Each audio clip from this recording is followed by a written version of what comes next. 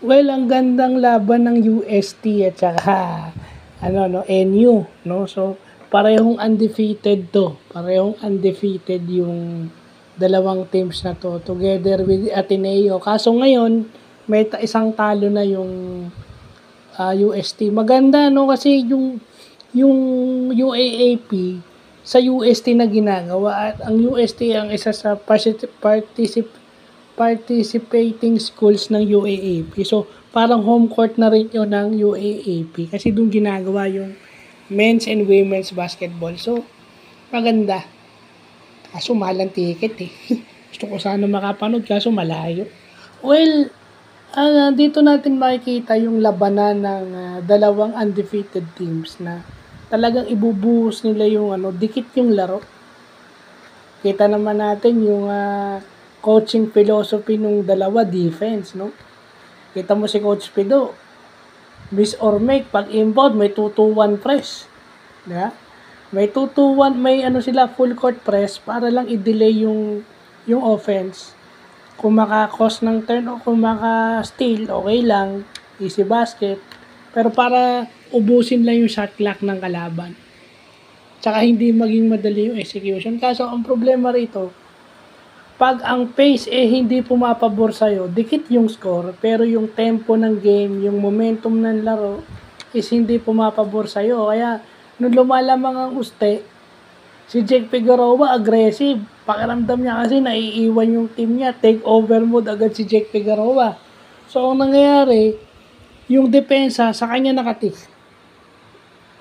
Diba? Buti na lang, nag-timeout ito si Coach Jeff Napa. Nung nag-timeout ito si Coach Jeff Napa, nasabihan niya siguro ito si Jake Figueroa na sumunod ka sa sistema kasi babalik din sa'yo yung bola. Ayun, tama. Yung mga crucial na tira, yung mga crucial shots na para sa NU, para sila manalo, nangyari. Ang nakashoot noon si Jake Figueroa. Kasi instinct ng player yun. Doon natin makikita, instinct ng player yun nakagustuhang manalo, siya yung leader ng team, take over mode siya.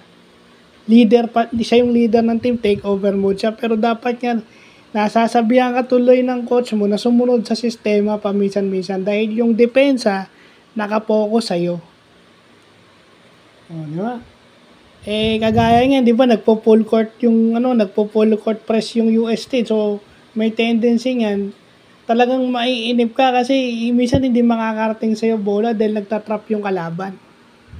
So, buti na lang, nakabawi itong si NU, yung National University.